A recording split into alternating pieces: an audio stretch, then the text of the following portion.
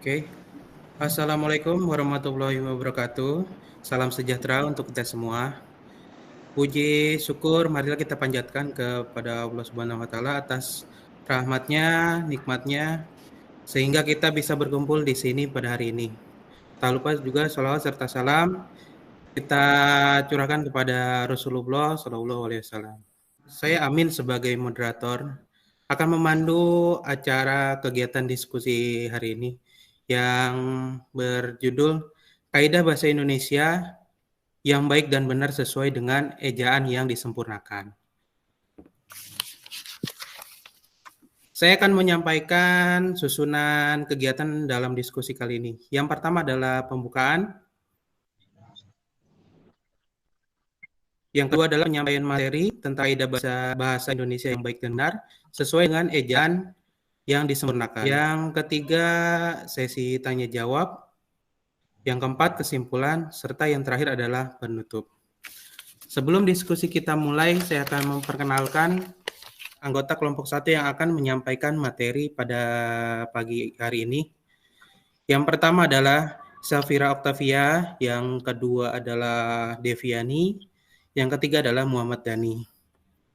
Acara pertama kita adalah pembukaan. Mari kita sama-sama mengucap basmalah. Bismillahirrahmanirrahim. Acara diskusi hari ini kita mulai. Untuk mempersingkat waktu, kita persilakan untuk pemapar materi untuk menyampaikan materi-materi diskusi pada hari ini. Ya, waktu dan tempat saya persilakan. Oke. Assalamualaikum warahmatullahi wabarakatuh. Semuanya selamat pagi. Perkenalkan, nama saya Syafira Octavia. Di sini saya bertugas sebagai pemapar materi.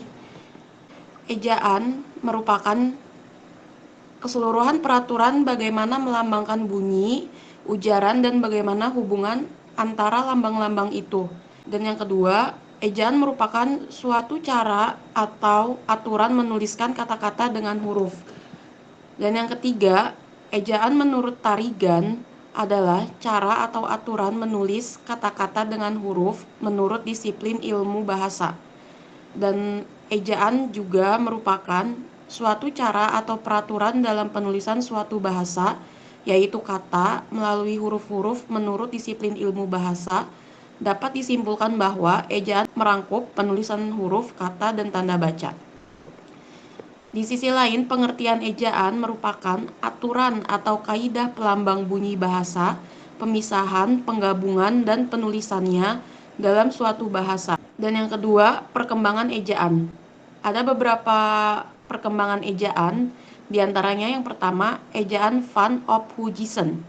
Ejaan Van op Huijsen pada tahun 1901 ditetapkan sebagai ejaan bahasa Melayu dengan huruf lain yang disebut Van op Huijsen. Yang merancang ejaan itu dibantu oleh Engku Nawawi, gelar Sultan Makmur, dan Muhammad Tholib Sultan Ibrahim. Dan yang kedua, perkembangan ejaan dari ejaan Suwandi. Pada tanggal 19 Maret 1947, ejaan Suwandi diresmikan untuk menggantikan ejaan Van op Huijsen. Ejaan baru tersebut diberi julukan ejaan Republik. Dan yang 1972. Saya melanjutkan dengan pemaparannya mengenai ejaan Van op Huijsen. Huruf J untuk menuliskan kata-kata jam, paja, saja. Huruf O menuliskan kata-kata guru, itu, umur. Tanda diakritik seperti koma, ain, dan tanda terima untuk menuliskan kata-kata makmur, akal, ta, dan pa. Selanjutnya ada ejaan Suwandi, yaitu ada huruf OE diganti dengan U, guru, itu, umur. Adanya bunyi hamzah dan bunyi sentak ditulis dengan K, seperti pada kata-kata tak, pak, maklum, dan rakyat. Terus ada kata pengulangan boleh ditulis dengan angka 2, seperti anak-anak, berjalan-jalan, ke barat-baratan. Mengenai fungsi penggunaan EYD-nya, yang pertama ada pemakaian EYD dapat menjadi pemersatu, sekelompok orang menjadi satu kesatuan, masyarakat biasa, lalu menjadi pembeda bahasa antar masyarakat satu dengan yang lain, dapat menjadikan pemakaian EYD lebih berwibawa, EYD menjadi tolak ukur bagi benar atau tidak memakai bahasa seseorang atau sekelompok orang. EYD dapat digunakan sebagai alat penyaringan masuknya unsur-unsur bahasa lain ke dalam bahasa Indonesia. Mengenai tanda baca, yang pertama itu ada tanda titik. Seperti yang sudah kita ketahui, tanda titik digunakan untuk mengakhiri suatu kalimat. Namun tanda titik sebenarnya masih memiliki berbagai kegunaan lain. Di bawah ini merupakan kaidah penggunaan tanda titik menurut ejaan yang disempurnakan EYD. Yang pertama ada tanda titik digunakan pada akhir kalimat pernyataan. Contohnya, Ani sedang belajar di rumah. Yang kedua, tanda titik digunakan di belakang angka atau huruf dalam suatu bagan ikhtisar atau daftar.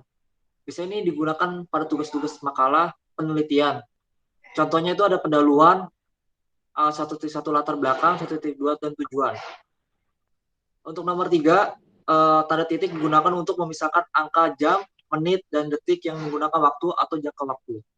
Contohnya itu pukul 11, 11.25 menit, 37 detik. Selanjutnya mungkin bisa dibacakan. Ya, bisa dilanjut untuk berikutnya. Silakan.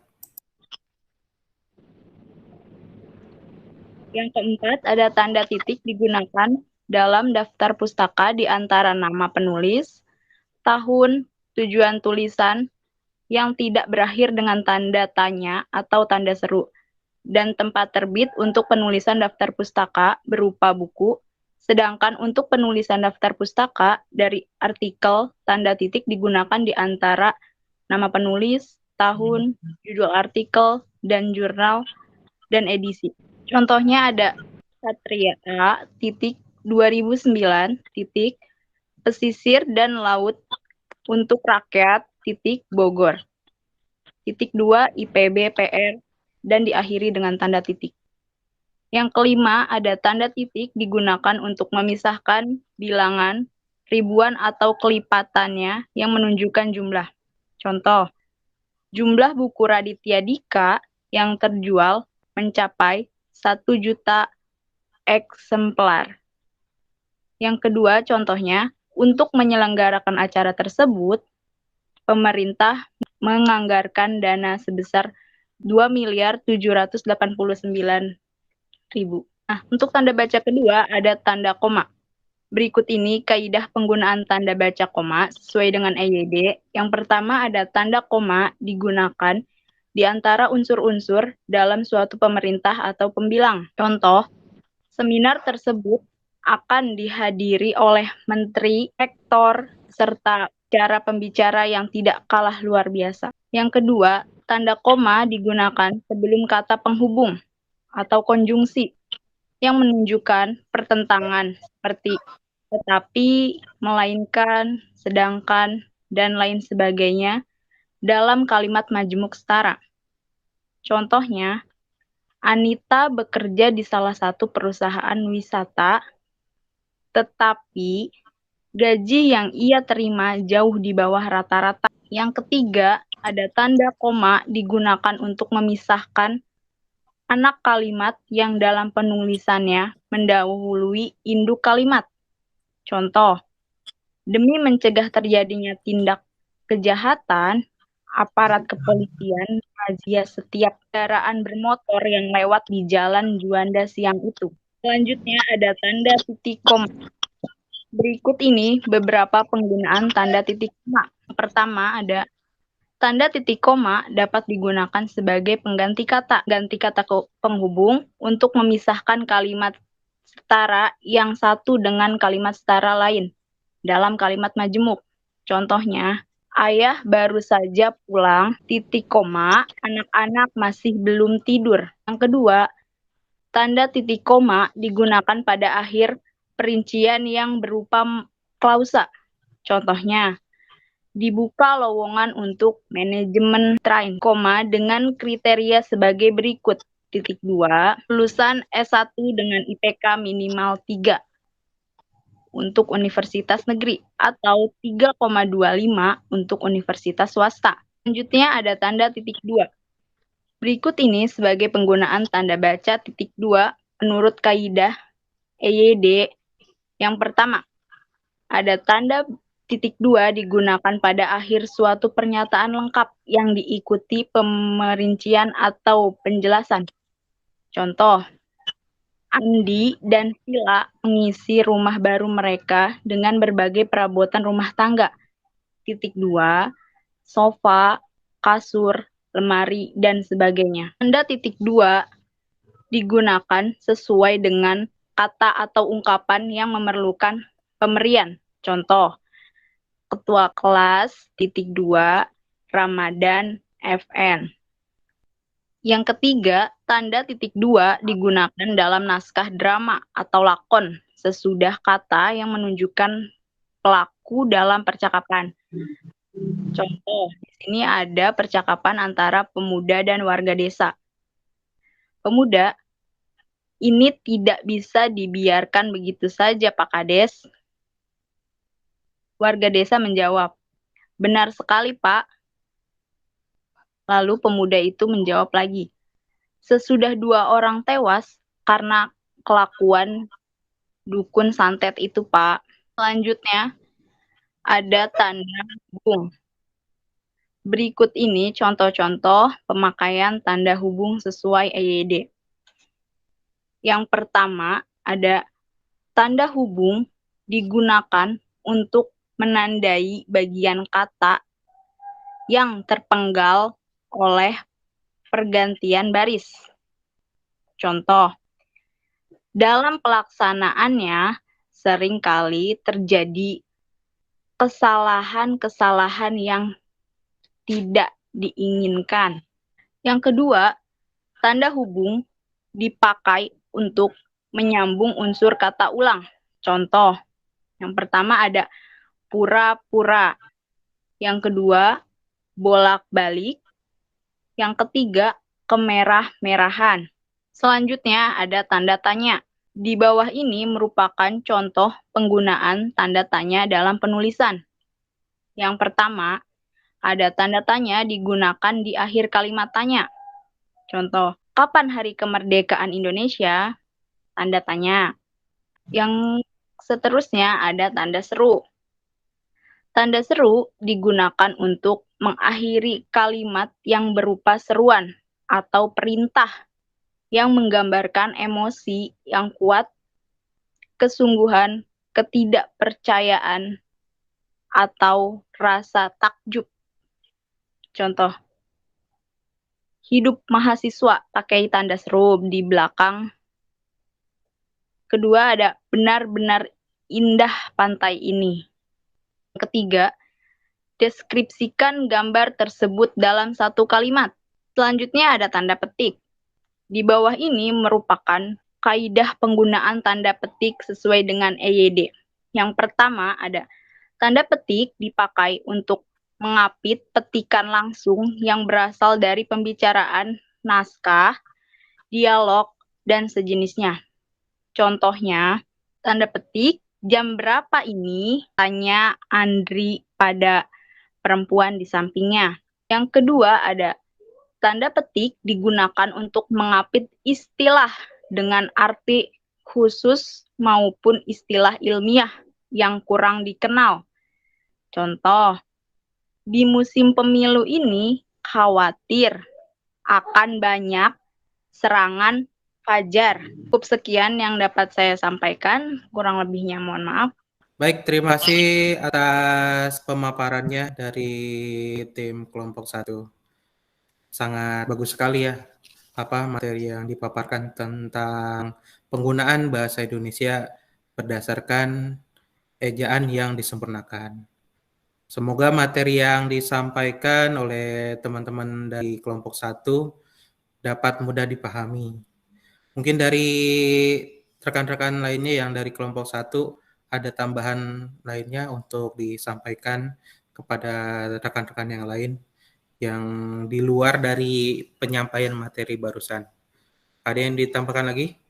Silakan, dipersilakan jika ingin menambahkan lagi untuk materinya. Ya, dari Octavia mungkin ada yang bisa ditambahkan lagi di luar dari materi yang tadi disampaikan. Mungkin berdasarkan dari pengalaman pribadi atau seperti apa gitu dalam penggunaan bahasa Indonesia yang baik dan benar ini. Untuk kehidupan sehari-hari biasanya kan kita menggunakan bahasa Indonesia di perusahaan ataupun di lingkungan sekitar kita. Mungkin ada pengalaman yang bisa disampaikan ke teman-teman untuk sebagai contoh penggunaan bahasa Indonesia berdasarkan ejaan yang baik dan benar itu seperti apa? Silakan. Boleh saya tambahkan? Boleh, silakan Muhammad Dhani, dipersilakan. Ya. Mungkin ada yang kurang ya mengenai singkatan menurut WEBI. Itu WEBI beberapa cara, ada penulisan secara singkat seperti ini loh mengenai penulisan WEBI seperti singkatan kata dalam kayak perusahaan atau LIPI, misalkan Lembaga Pengetahuan Indonesia, singkatannya seperti itu dalam penulisan akronim, mungkin Badan Intelijen Negara, dan ada ID, Ikatan Dokter Indonesia. Biasanya kata-kata tersebut digunakan dalam singkatan ya, kayak semacam perusahaan atau penulisan yang cukup panjang biasanya pada suatu lembaga atau komunitas. Maaf ya, mungkin itu untuk penjelasannya. Dan juga digunakan pada penggunaan kata nama. Misalkan nama saya Muhammad Dhani, lalu disingkat M. Dhani. Terus mengenai urutan lembaga seperti kayak di sekolah, misalkan sekolah menengah atas, sekolah menengah pertama. Itu untuk mengenai penulisan akronim ya. Teman-teman yang lain bisa kasih tambahan mengenai penjelasan tersebut. Ya, boleh dipersilakan untuk yang lainnya. Mungkin ada pengalaman pribadi terkait dengan materi yang kita diskusikan pagi hari ini. Karena kan berkaitan materi yang kita diskusikan ini, biasa kita gunakan dalam kehidupan sehari-hari. Mungkin dari Octavia atau Deviani, mungkin ada tambahan lainnya, silakan.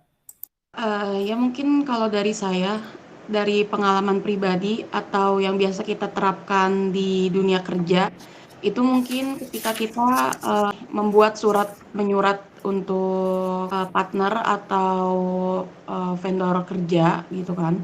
Jadi kita harus memperhatikan tanda baca, tanda titik dan yang lainnya dalam surat tersebut sesuai dengan yang telah dijelaskan yang tadi materi yang kita jelaskan. Mungkin seperti itu. Mungkin ada lagi. Terima kasih Deviani atas pengalaman pribadinya ya di perusahaan, bahwa kalau misalkan kita untuk berkomunikasi ataupun menulis surat dengan vendor lainnya, kita harus memperhatikan tanda baca yang kita gunakan seperti yang tadi telah kita sampaikan.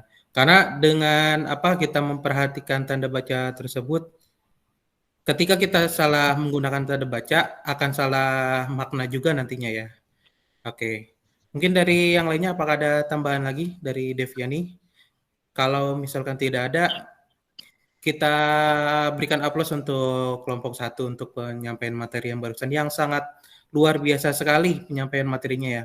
Semoga para audiens yang mendengarkan mudah memahami dapat menerapkan dalam kehidupan sehari-hari dengan menggunakan tanda baca yang baik dan benar. Karena gimana pun juga, ketika kita salah menggunakan tanda baca, salah juga arti dari makna yang kita sampaikan. Oke, kita berikan aplaus untuk semuanya.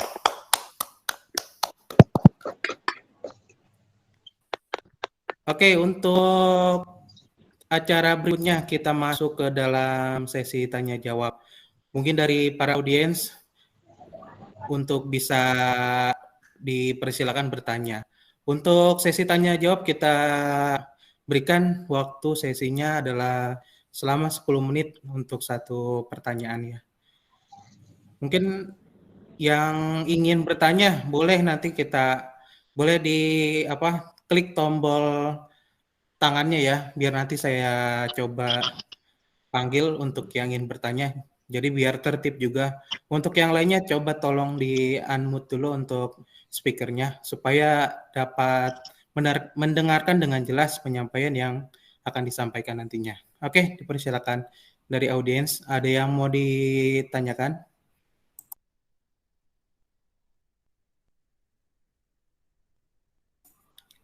Oke, ini ada satu penanya nih untuk sesi pertama.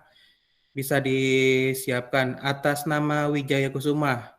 Boleh Mas Wijaya, kita persilakan untuk pertanyaannya boleh disampaikan. Dipersilakan Mas Wijaya. Iya, apa yang dimaksud dengan ejaan Panhausen? Apa yang dimaksud dengan ejaan Panhausen? Panhausen. Oke, dari tim pemapar materi, pertanyaannya sudah dipahami atau belum? Siapa yang akan Ya, menjawab?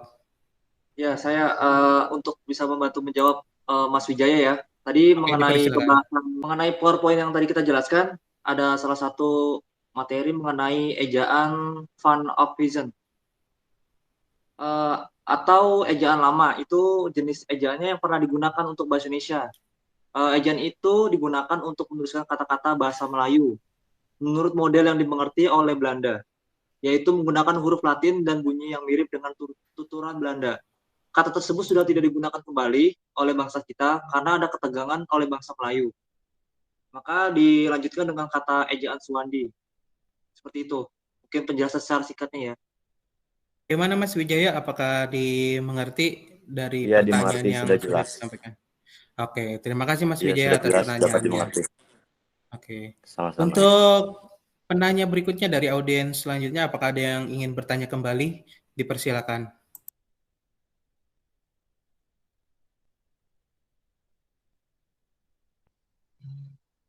Oke, untuk penanya berikutnya dipersilakan dengan Nurulita. Silakan untuk menyampaikan pertanyaannya. Dipersilakan. Ya, saya di sini Nurul ingin bertanya. Ada dua. Satu, jelaskan apa yang dimaksud ejaan Malindo. Yang kedua, jelaskan pengertian singkatan secara sederhana. Oke, sudah dipahami untuk pertanyaan dari tim pemapar materi. Dari pertanyaan Nurulita, siapa yang mau menjawab pertanyaannya? Ya, saya Deviani ingin menjawab pertanyaan dari Nurulita. Ejaan Melindo adalah ejaan lain yang termuat dalam pengumuman bersama ejaan bahasa Melayu Indonesia sebagai hasil usaha penyatuan sistem ejaan dengan huruf Latin Indonesia dan persekutuan Tanah Melayu. Mungkin secara singkat adalah suatu ejaan dan perumusan ejaan Melayu bahasa dan Indonesia. Nah, untuk pertanyaan yang kedua tadi, mungkin di PowerPoint kita tidak ada singkatan. Nah, di sini saya akan menjelaskan singkatan secara sederhana. Singkatan secara sederhana dapat dikatakan sebagai hasil dari ringkasan huruf maupun gabungan huruf, biasanya untuk menyingkat gelar, sapaan, dan jabatan. Bagaimana, sudah dijawab semua pertanyaannya, Deviani? Ya, semua sudah dijawab. Oke, bagaimana Nurita atas jawabannya? Apakah sudah dipahami atas jawabannya tadi? Udah, terima kasih. Oke, terima kasih Nurita atas pertanyaannya. Oke, untuk selanjutnya, mungkin dari audiens yang lainnya ingin bertanya, dipersilakan. Oke, kita persilakan Nur Rahman untuk pertanyaan berikutnya. Kita persilakan untuk menyampaikan pertanyaannya. Assalamualaikum warahmatullahi wabarakatuh. Waalaikumsalam warahmatullahi wabarakatuh. Satu, saya ingin bertanya. Nomor satu, pengertian akronim dan berikan contohnya. Dua, kepada kapan kita diharuskan untuk menggunakan huruf miring? Sekian pertanyaan dari saya. Oke, terima kasih Nur Rahman pertanyaannya. Boleh dipersilakan untuk penyampai materi untuk menjawab pertanyaannya. Silakan siapa? Oke, saya akan menjawab pertanyaan dari saudara Nur Rahman.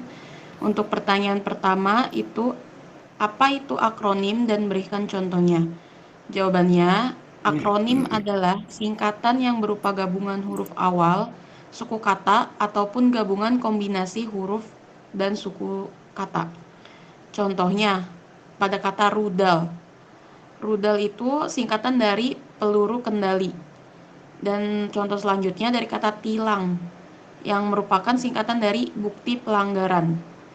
Nah, untuk pertanyaan kedua, kapan kita diharuskan untuk menggunakan huruf miring? Mungkin dari slide PPT yang kita presentasikan tadi tidak ada, tapi di sini saya berusaha menjawab, yaitu kita diharuskan untuk menggunakan huruf miring ketika huruf miring dalam cetakan dipakai untuk menuliskan nama buku, majalah, dan surat kabar yang dikutip dalam tulisan. Yang kedua, huruf miring dalam cetakan dipakai untuk menegaskan atau menghususkan huruf, bagian kata, atau kelompok kata. Dan yang ketiga, huruf miring dalam cetakan dipakai untuk menuliskan nama ilmiah atau ungkapan asing, kecuali yang telah disesuaikan ejaan. Bagaimana, sudah selesai? Dijawab semua? Sudah. Bagaimana Nur Rahman atas jawabannya? Dapat dimengerti, dipahami? Ya, bisa dipahami. Oke. Untuk sesi pertanyaannya sudah berakhir ya. Mungkin dari rekan-rekan lainnya ada yang ingin menambahkan atau bertanya kembali dari audiens, dipersilakan. Karena waktu kita masih banyak. Ya, boleh, ada yang mau bertanya lagi, silakan. Jika ingin ditanyakan kembali. Oke, dari Mas Wijaya, ada yang ingin bertanya lagi nih dari tim pemateri. Dipersilakan Mas Wijaya untuk pertanyaannya. Ya, apa itu fungsi penting penggunaan EYD? Ya, oke. Untuk Mas Wijaya, saya jawab kembali aja.